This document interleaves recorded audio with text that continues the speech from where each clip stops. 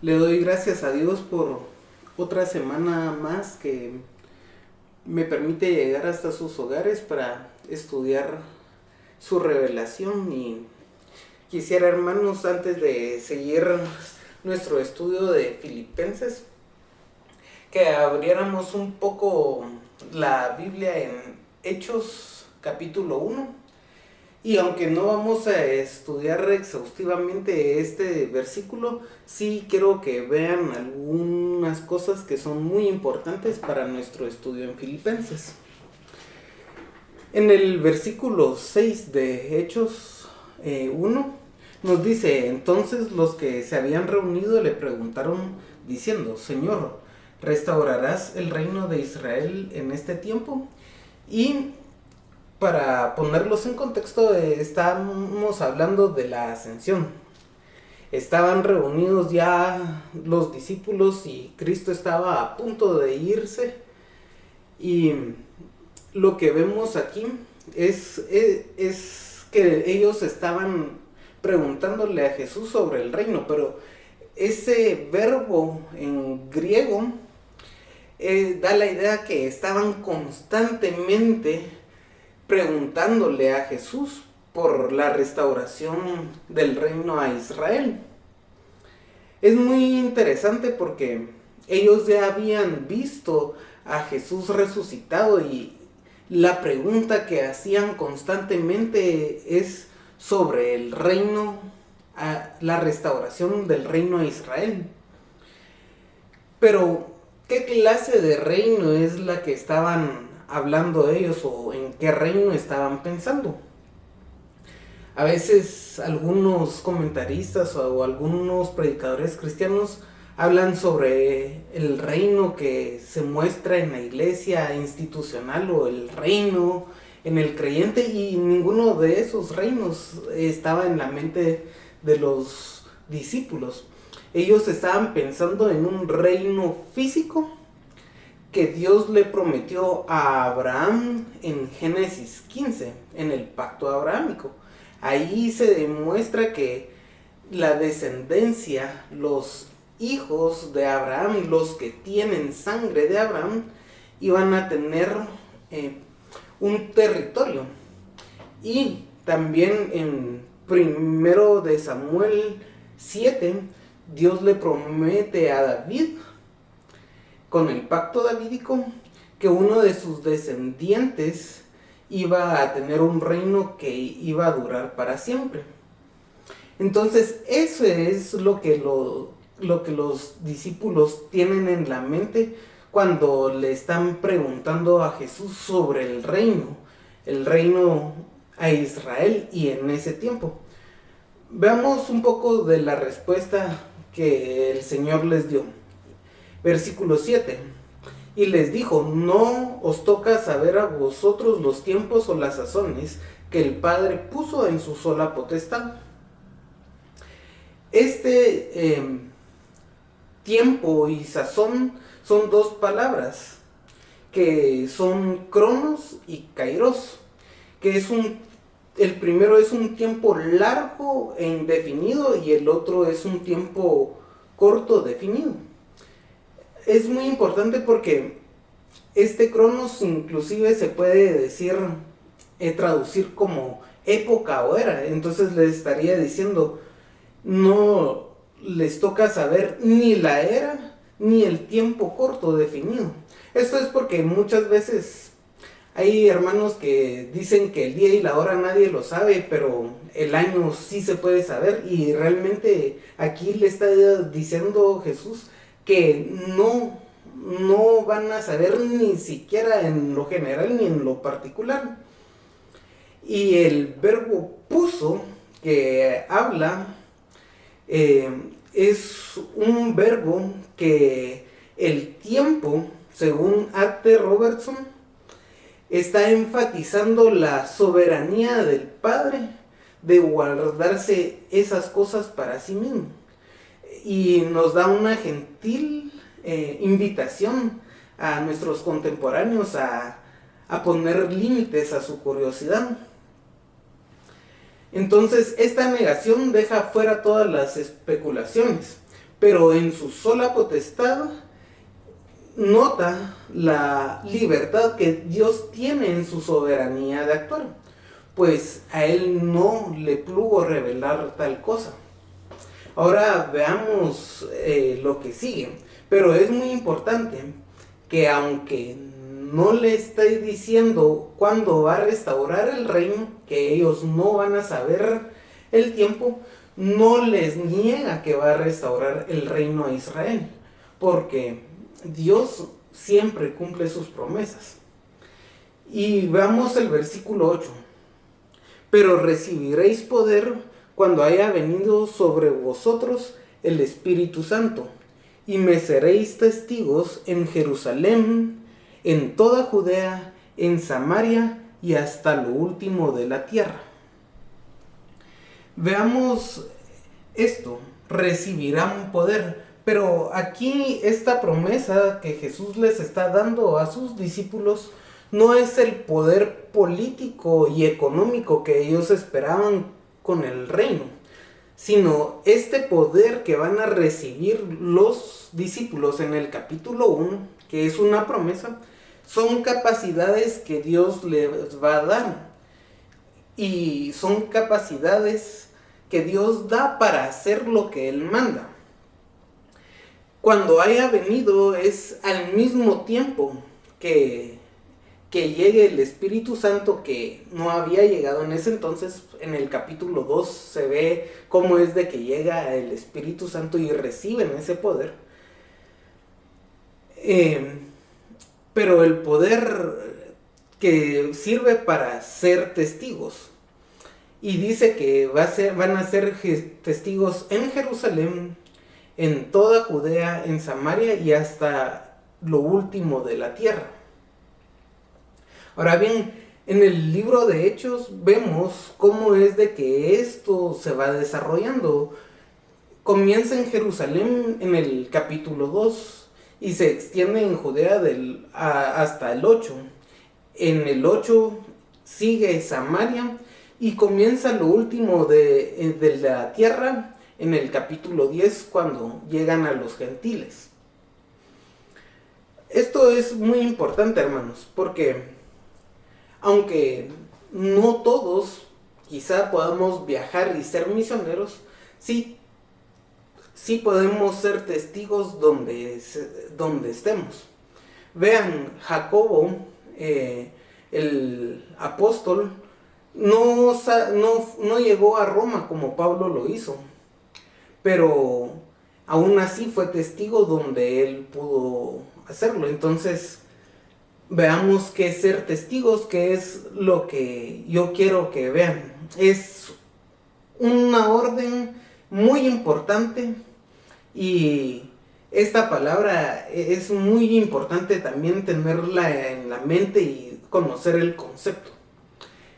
Esto significa dar testimonio hasta la muerte.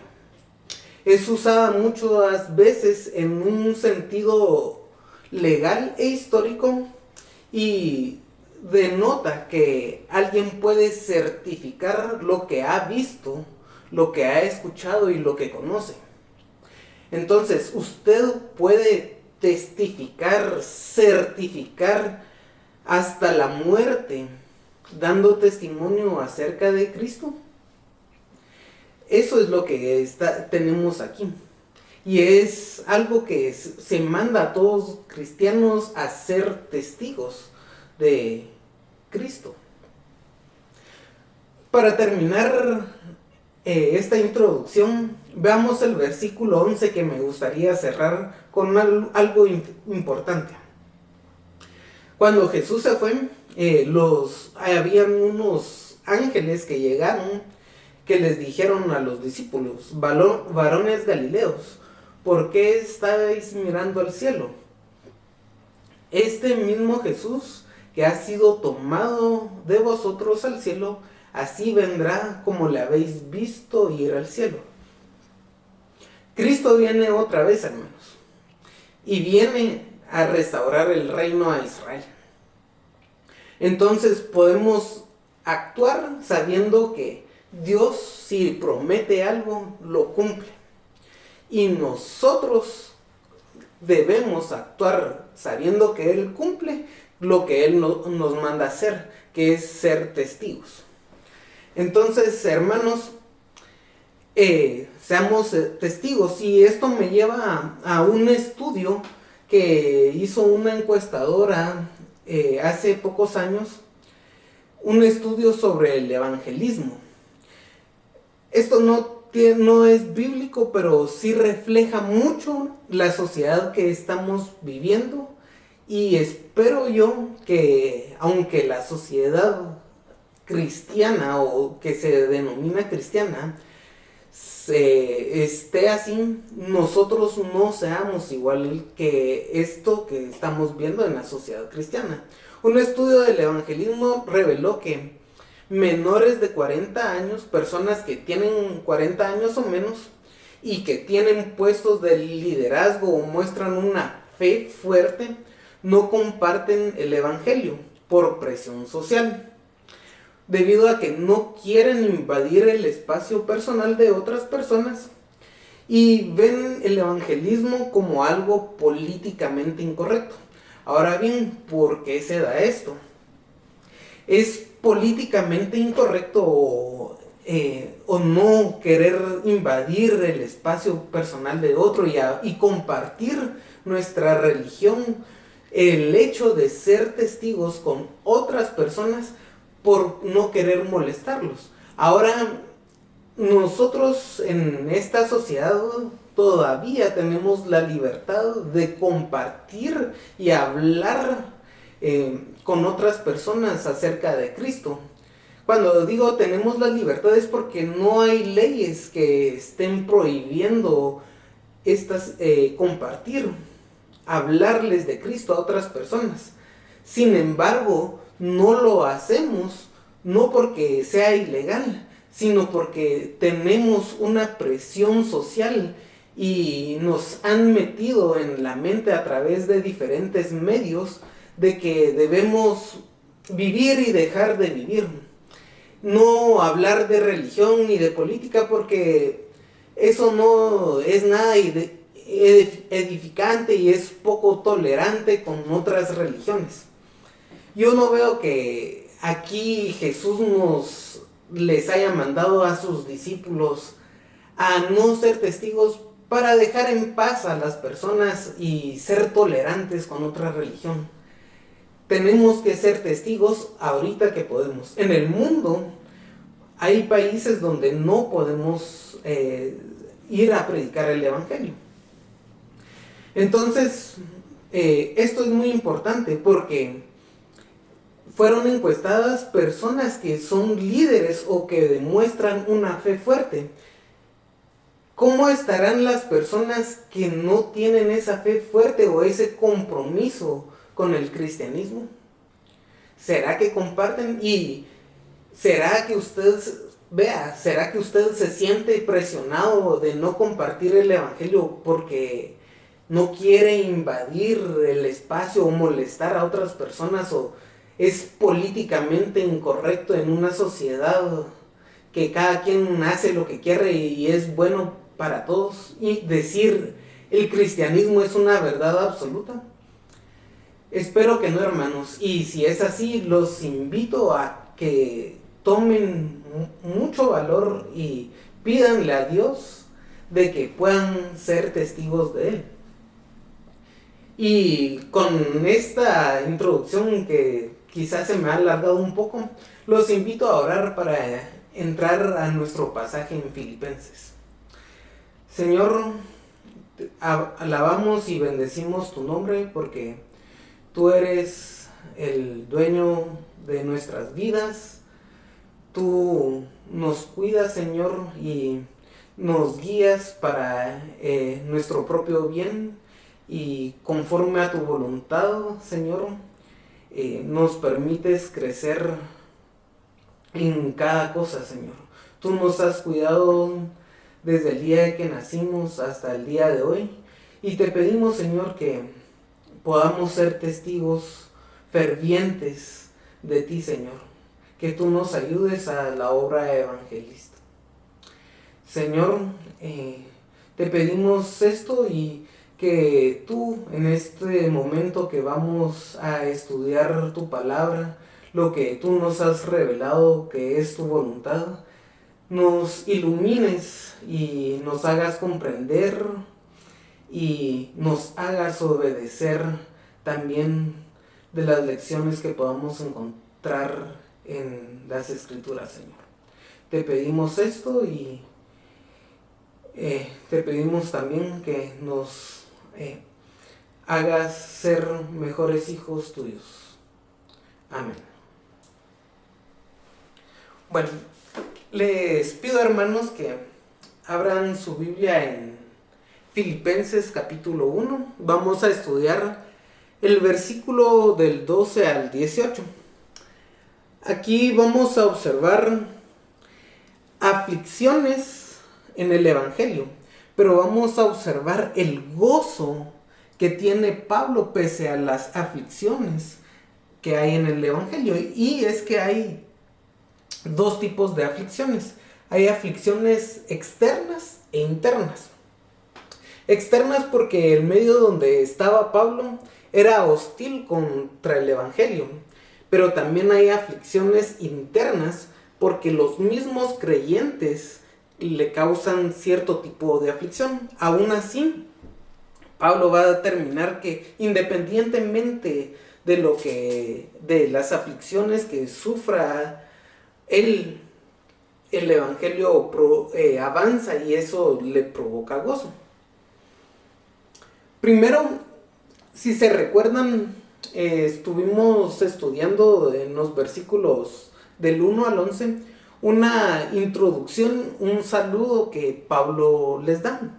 Y lo que debería de venir según las estructuras de las cartas de aquel entonces es una redacción de qué es lo que Pablo sentía y cómo estaba él, de sus necesidades, si él estaba enfermo, si él tenía frío, si sus problemas legales, cómo se estaban solucionando. Eso es lo que debería, según la estructura de las cartas de amistad, de estar en esta posición.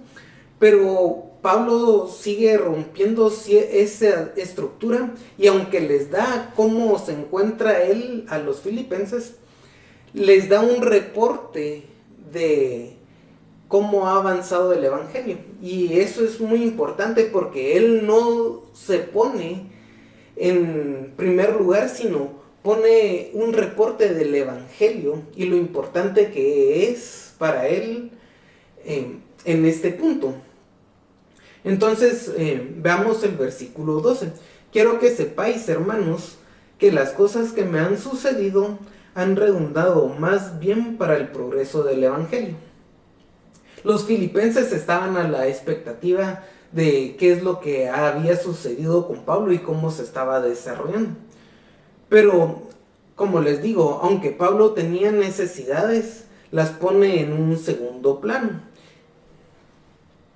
Y sigue, de tal manera que mis prisiones se han hecho patentes en Cristo en todo el pretorio y a todos los demás. Literalmente, cuando se habla de mis prisiones, está hablando de sus cadenas.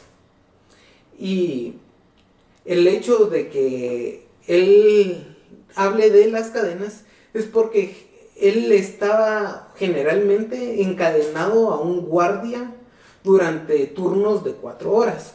Ahora, se han hecho patentes, es decir, se han hecho públicamente visibles en Cristo, en todo el pretorio y a todos los demás. Este pretorio es muy importante porque muchas personas apoyan bastante que Pablo esté escribiendo de Roma porque habla de este pretorio, que es un grupo de soldados élite que vivían protegiendo al emperador. Ese es el significado más común y usual. Sin embargo, puede tener otras matices y al final no creo que sea contundente el hecho de por la palabra pretorio que Pablo esté escribiendo desde Roma. Sin embargo, vamos a suponer, como les he dicho en estudios anteriores, que es desde Roma que se está escribiendo la carta. Sea como sea, es un grupo de soldados, y es un grupo de soldados élites que cuidaban a la clase social alta, y por lo tanto también pertenecían a la clase social alta.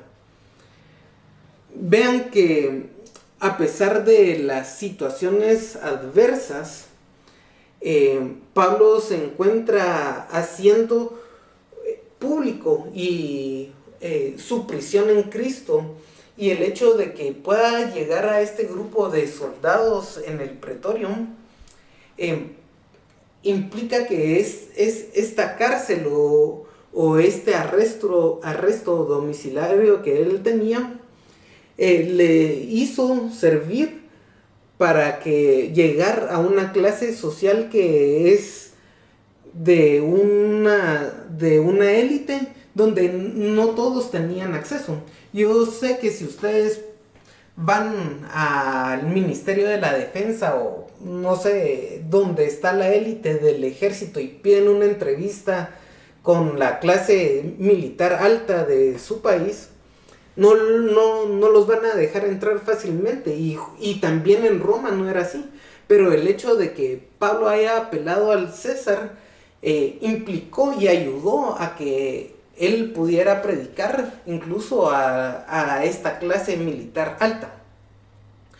Y vean que aún en esa situación adversa, para Pablo implicaba un mayor alcance del evangelio, y él estaba testificando. Yo creo que cada soldado que estaba en contacto con Pablo, con los turnos que dicen los estudiosos de la historia que eran aproximadamente de 4 horas, cada soldado que llegaba con Pablo salía evangelizado de ahí, de tal manera que los soldados, todos los soldados y aún más de los soldados, conocían de que Pablo no era un rebelde al imperio, sino que estaba ahí por una fe, la fe en Cristo, hermanos. Esto nos tiene una gran lección. Yo sé que la cárcel es algo muy, pero muy complejo y muy difícil. Pero Pablo estaba encerrado y no tenía la libertad de salir a donde él quisiera. ¿Qué hacemos nosotros ahora que tenemos cierto tipo de encierro por el COVID? ¿Será que aprovechamos incluso ahorita estando encerrados por el COVID para avanzar el evangelismo? Sé que ahora no podemos ir quizás a los parques a evangelizar, pero aún así en estas adversidades que tenemos, que en estos encierros, así como Pablo no podía salir libremente a la calle en Roma, nosotros no podemos salir libremente ahora a nuestras calles, pero Pablo siempre tenía esta situación para avanzar el evangelio. Y espero yo, hermanos, que nosotros, aún en esta situación tan adversa, podamos avanzar el evangelio también, compartir de Cristo con otras personas. Sigamos con el siguiente versículo. La mayoría de los hermanos, cobrando ánimo en el Señor con mis prisiones, se atreven mucho más a hablar la palabra sin temor. Veamos que Pablo estaba encerrado, pero hermanos que estaban ahí en Roma también se habían animado. Y eso de cobrando ánimo es que estaban confiados y seguros. Ver a Pablo en la prisión habían hecho que los hermanos en Roma sintieran cierta confianza y seguridad para salir a hablar del Señor. Se atreven significa que son valientes, son más valientes o mucho más valientes para compartir del evangelio. Ahorita en este año más o menos 61, 62, no había persecución en Roma. Sin embargo, estaba a punto de haber la primera persecución. Entonces, también nos deja algo muy importante, que en las oportunidades que tenemos de hablar ahorita, que tenemos cierta libertad legal por lo menos, podamos compartir del Evangelio, hermanos, porque no sabemos en un futuro si va a haber una presión y una persecución, ya no solo que sea políticamente incorrecto hablar del Evangelio, sino que hay alguna presión legal para no hacerlo. Y en muchos países que solían ser cristianos, hay leyes de este tipo, hermanos. Y por eso creo que ahorita, por lo menos Latinoamérica, tenemos esa libertad legal y hay que aprovecharla. Como podemos ver, es de que el ejemplo de Pablo, debido a su arresto domiciliario que se encuentra en Hechos 28:16, ellos ven que Pablo estaba bajo custodia romana, y por eso es de que ellos no tienen más libertad que Pablo, y por eso salen a predicar el Evangelio. Qué gran contraste el que tienen esos hermanos de esa época en Roma con los de hoy, que ven políticamente incorrecto compartir el Evangelio. Y todas esas dificultades, hermanos, aún con esas dificultades, Pablo hace que el Evangelio avance. Como saben, él se presentó como esclavo de Jesucristo, y es que un esclavo no importa las condiciones de trabajo que tiene, o al menos en esa época un esclavo no importaba las condiciones de trabajo en las que se movía, sino que lo que importaba era el resultado que daba. Y por eso Pablo, sabiendo que él es esclavo de Jesucristo, no le importaba las condiciones adversas que tenía para predicar el Evangelio. Lo que le importaba es de que la obra se llevaba a cabo. Pablo era prisionero del emperador, hermanos, físicamente. Pero él mismo dice que él era preso de Cristo, como lo menciona en Filemón 1:1. Y estas son las dificultades externas. Ahora veamos las dificultades internas. Y vamos a ver el pasaje del 1 del 15 al 18. Algunos a la verdad predican a Cristo por envidia y contienda, pero otros de buena voluntad. Los unos anuncian a Cristo por contención, no sinceramente, pensando añadir aflicción a mis prisiones, pero otros por amor, sabiendo que estoy puesto para la defensa del Evangelio. Veamos que hay dos grupos de cristianos que están predicando, y están predicando porque ven a Pablo, el ejemplo que él les da, que desde su prisión ha adquirido fama para predicar a Cristo. Entonces ellos se sintieron seguros y comenzaron a evangelizar. Son dos grupos de cristianos que se encuentran en Roma, o en donde Pablo está escribiendo la carta, no en Filipos, y eso es importante, hermanos. Pero veamos las características de cada grupo. El primer grupo que menciona es un grupo malo, con mala actitud. Dice que predican con envidia, contienda, contención, no sinceramente. Veamos envidia. Y es que esta palabra en griego tiene la idea de ser por celo, por mala voluntad. Y es mencionada en Pablo. Pablo lo menciona como una obra de la carne en Gálatas 5:21. La siguiente palabra, contienda, del griego eris, que literalmente es contienda, pero también denota una rivalidad egoísta y también es mencionada como una obra de la carne en Gálatas 5:20. La siguiente palabra, contención, eritreías, que significa rivalidad, ambición egoísta, es otra obra de la carne que se menciona en Gálatas 5:20. Y en la cultura griega es importante esta palabra porque se utilizaba para expresar un desprecio a un jornalero ambicioso que trabajaba solo por recibir su paga.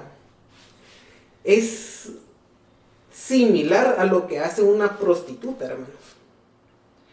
Es así de fuerte la palabra y la descripción que Pablo está usando para las personas que no predican bien o sus motivos son malos.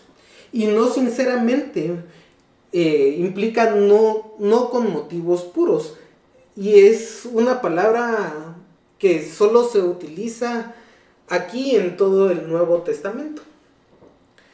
Como ven, todas hablan de que es de mala voluntad, un motivo no puro y que es algo egoísta. Porque estos hermanos actuaban según la carne. Tres de las características se mencionan como obras de la carne, no como el fruto del Espíritu, sino como obra de la carne. Actuaban carnalmente. Y ellos también querían añadir aflicción. Esta palabra aflicción significaba apretar, estrujar, oprimir. Y los traductores de la Septuaginta usaron esta palabra clipis para indicar cuando los hermanos de José se dieron cuenta que José estaba en el pozo. Bueno, ellos se dieron cuenta que José era el segundo después del faraón. Se arrepintieron y se recordaron que cuando José estaba en el pozo, ellos vieron la aflicción, que él no quería estar ahí.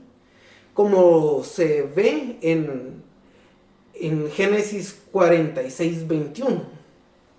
Entonces, hermanos, ¿qué aplicación tenemos de esto?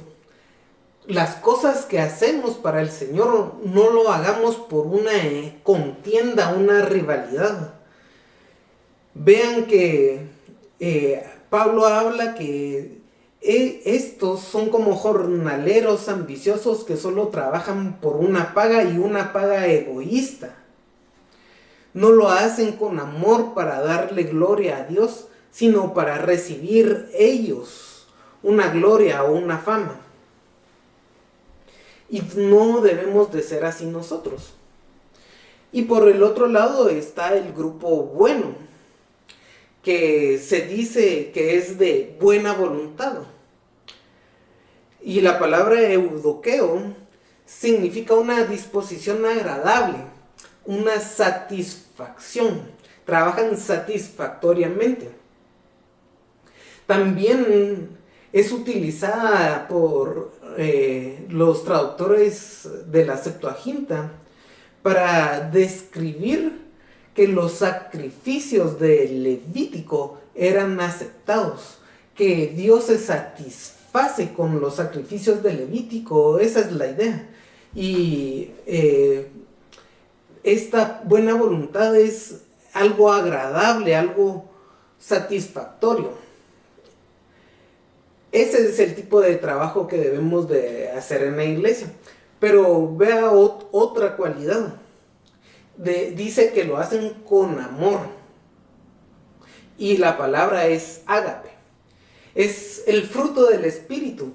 Justamente lo contrario a la obra de la carne que es mencionado en los otros, el fruto del Espíritu es mencionado como parte de las cualidades de un grupo que obra bien. Y otra, la última cosa, ellos saben que Pablo está puesto para la defensa del Evangelio. Es decir, él es designado o destinado para eso y reconocen el liderazgo de Pablo. ¿Qué podemos aprender de esto, hermanos? Nosotros tenemos que hacer las cosas con amor para Dios de primero y amor para nuestros hermanos también. Y así nuestra obra va a ser con una buena voluntad, con una disposición agradable y satisfactoria. Pero veamos, antes de entrar al último versículo, ¿quiénes son estos opositores? Y quisiera aquí compartirles algunas ideas que estuve viendo en varios comentarios que me llamó mucho la atención de por qué están estos opositores. Una teoría habla sobre que eran cristianos judaizantes y hablan de que hay una posibilidad de que la carta de los romanos tiene una discusión interna, o Pablo quiere solucionar una discusión en la iglesia de Roma entre los cristianos que eran de origen judío y los que eran de origen gentil, y que en esta carta se ve que él quiere unirlos, pero los de origen judíos, por no abandonar sus costumbres, pues no quieren a Pablo, y por eso es de que ellos predican a Cristo y tratan de añadir aflicción a las prisiones de Pablo, porque aparte de decir que Cristo es el único y suficiente Salvador, también le añaden ciertas cosas de la religión judía, ciertos ritos. Entonces, según ellos, se trataban de predicadores de Cristo, pero que le añadían algunos ritos de la ley. Y realmente no creo que esto sea lo que se está hablando aquí en Filipenses, porque Pablo no estaría diciendo después que él tiene gozo independientemente del motivo de estas personas, porque Pablo es alguien que predica en contra de los judaizantes. Y otra vez regreso a la carta de los Gálatas, que espero que ustedes tengan por lo menos el conocimiento general, porque en la carta de los Gálatas, que es la carta donde Pablo habla más duro, con un lenguaje más duro a esa iglesia, ahí se observa de que lo que está atacando es justamente personas que creen que añadiendo costumbres o ritos al cristianismo, a la obra de Cristo, van a salvarse. Entonces no puede ser este tipo de personas. Y yo creo que es una teoría muy, muy generalizada y errónea, porque Pablo no se estaría gozando de que estas personas estén predicando a Cristo junto con la ley. Entonces, ¿qué tipo de personas son? Son cristianos que tienen una mala actitud, ¿sí? Estaban predicando a Cristo, es decir, no estaban predicando otro evangelio. Estaban predicando que Cristo es el único y suficiente Salvador. Pero, aunque no eran malos sus métodos ni su finalidad, sí sus intenciones. Y posiblemente lo que querían era fama. Es decir, ellos ven la fama que Pablo está ganando desde su cárcel, como él estaba preso, y él predica a los soldados, a una clase que es bastante alta en Roma, y luego a los demás que posiblemente ya estemos hablando de nobles romanos. Entonces Pablo se vuelve noticia y ellos también quieren parte de esa fama. Y por eso y yo creo que este es el tipo de cristianos que están. Cristianos que, como ven la fama que Pablo tiene, entonces ellos quieren tener la misma fama o más que la de Pablo. Y por eso es de que tienen una mala intención, o sus motivos son malos. Y eso es importante para entrar en el versículo 18, que pues dice que no obstante, de todas maneras, o por pretexto o por verdad, Cristo es anunciado, y en esto me gozo y me gozaré aún. Por eso digo que no pueden ser judaizantes, porque Cristo es anunciado. Y cuando dice que Cristo es anunciado, no es de que ellos tengan a Cristo como una máscara para predicar otra religión,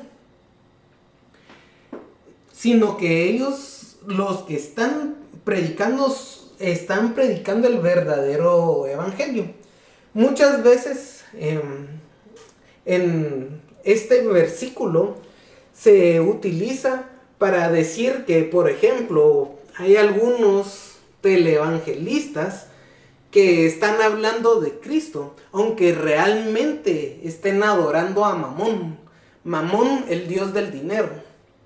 Y que pues no hay que criticarlos porque sea por pretexto o por verdad están hablando de Cristo o anunciando a Cristo. Y perdón, hermanos, pero eso no es así.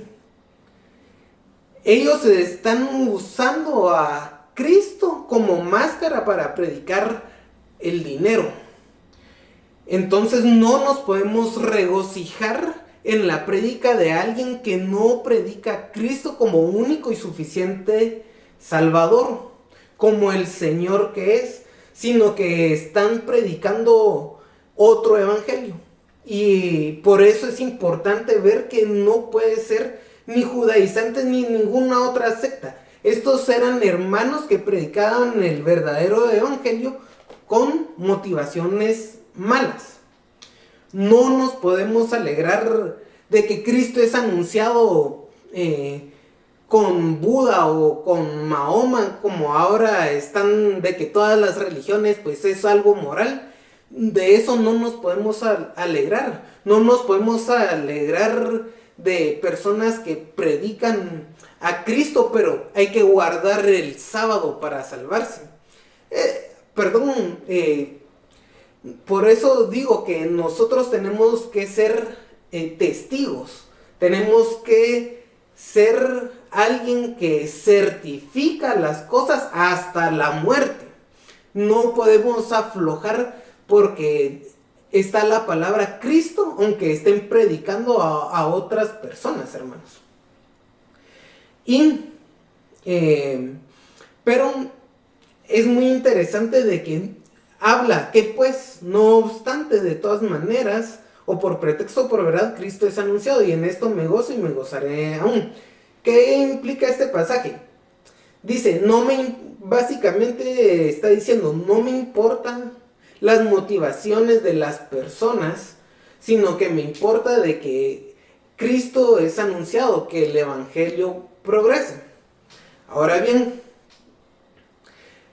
veamos que por qué es posible de que Pablo se esté gozando aún en la manera hipócrita de estas personas en anunciar el evangelio. Algo que siempre me ha chocado, y pues espero poner claro este pasaje, porque no podemos regocijarnos en algún mal que hace algún hermano. Pero vean que Pablo no se está regocijando en los motivos o en los medios que se están llevando a cabo. Pablo se regocija en la obra que Dios hace. Y quiero poner a Jonás de ejemplo. Si ustedes leen el libro de Jonás, en el capítulo 1 vemos a Jonás rebelde, alguien que no quiere ir a predicar el evangelio. Aún así, va porque en el capítulo 2 Dios lo castiga. Y se ve que Jonás se arrepiente. Y por lo tanto va y le hace caso a Dios. En el capítulo 3 se ve cómo Jonás anuncia el evangelio en Nínive y se ve que toda la ciudad se arrepiente. En el capítulo 3. Pero si usted lee el capítulo 4, podemos ver la actitud de Jonás. Y la actitud de Jonás es de enojo contra Dios, porque le dice que él no quería ir porque sabía que él era misericordioso e iba a perdonar a los ninivitas. Y prefería estar muerto a volverlo a hacer. Lo puede leer, le dice a Dios que prefiere que morirse y que haber hecho eso. Entonces, no podemos alegrarnos en la actitud ni en las motivaciones que Jonás tiene, pero sí, y espero yo que todos nos regocijémonos y nos alegremos en que los ninivitas se hayan salvado. Espero ser muy claro con eso, hermanos, pero veamos otra vez el versículo. Que pues, que no obstante, de todas maneras, o por pretexto, o por verdad, Cristo es anunciado, y en esto me gozo y me gozaré aún. Parafraseando el versículo, debería ser: no me importa, de todas maneras, por hipocresía o de buena voluntad, Cristo es anunciado, y en eso, en que Cristo es anunciado, me gozo y me gozaré aún. Veamos que Pablo no está criticando ni el método ni el fin. Lo que habla es de la intención, que es mala. Y no hay que ser ambiguos, hermanos. La ética cristiana y Dios demanda que tanto el hecho, el medio o la forma y las intenciones sean buenas. Estas tres cosas, para hacer algo, tienen que ser buenos los tres. Si hay alguna que falla, no es bueno el acto. Demanda que el hecho sea bueno, porque nos vamos directo, que si hay un hecho que es malo, es pecado, y yo creo que está bastante claro esto. Que el medio o la forma en que se hace sea también bueno. Veamos algunos ejemplos. Tenemos el ejemplo de Usa en el capítulo 6 de segundo de Samuel. Él ve que el arca se va a caer, y para que no se dañe su buena intención, levanta la mano para sostenerla, pero como él no era levita, no podía tocar el arca, y entonces la forma en que llevó a cabo su buena intención provocó un hecho malo, y entonces cayó muerto, fue castigado. Entonces ahí se ve que tanto el hecho como la forma en que se hace de ese acto fue malo, y por eso recibió un castigo, aunque su intención haya sido buena. Otro ejemplo que tenemos es Saúl. Cuando Samuel lo encuentra y le dice que vaya a destruir toda la ciudad y que no deje vivo nada, él deja vivo parte del ganado y le dice a Samuel algo bastante dudoso con respecto a las intenciones de Saúl, pero eso fue lo que le dijo a Samuel, que él había dejado el ganado vivo para sacrificarlo a Jehová.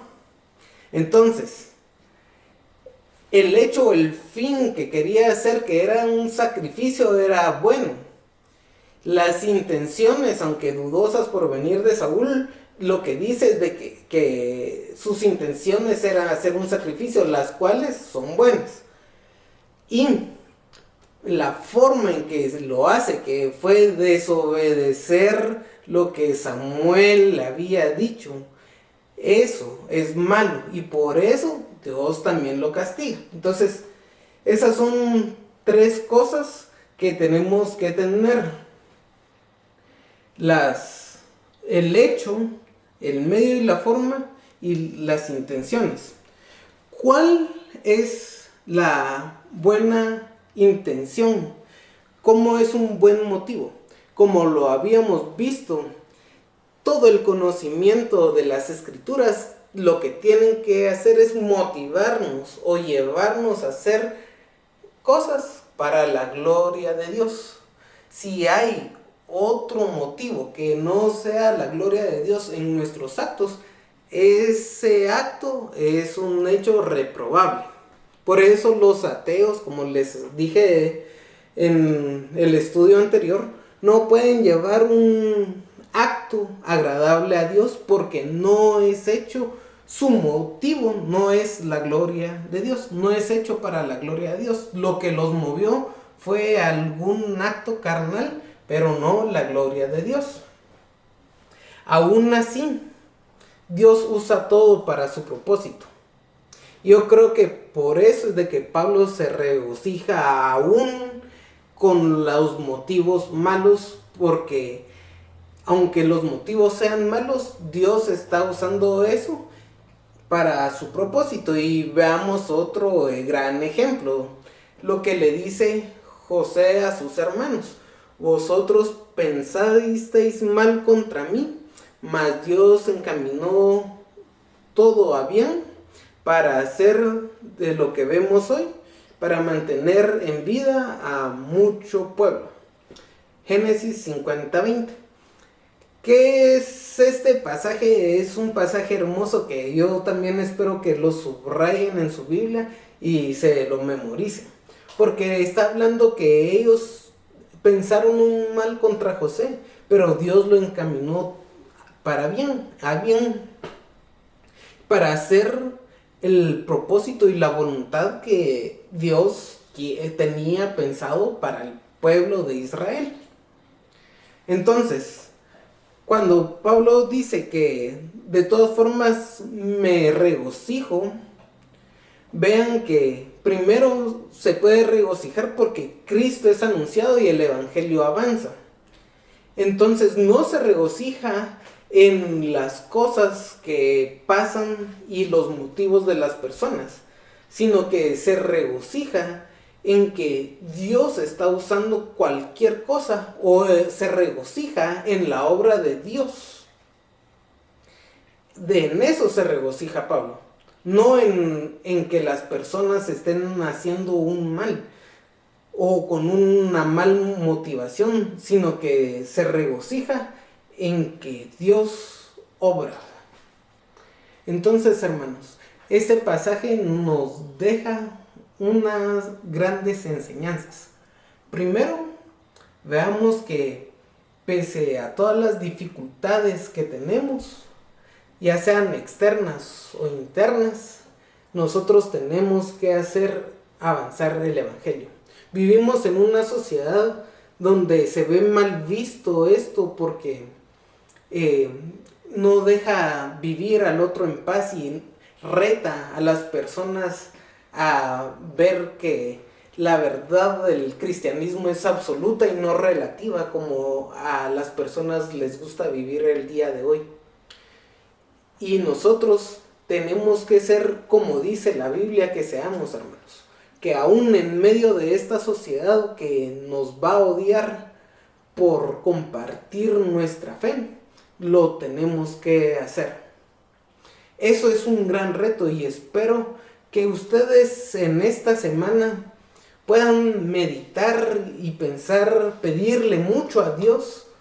Si no están predicando el evangelio o compartiendo el evangelio, lo puedan hacer por lo menos con una persona, hermanos. Y que se pongan de meta compartir por lo menos con una persona el evangelio de Cristo, las buenas nuevas de Cristo, que es lo que nos manda Dios en su palabra a hacer. También nos habla de que en medio de todas las adversidades podemos ser ejemplos para otros que no están compartiendo el Evangelio, como Pablo lo estaba haciendo en Roma.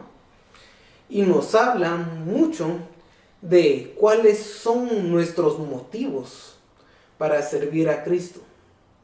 Primero veamos que para tener esos motivos debemos estar sirviendo a Cristo en algún área que Él nos mande.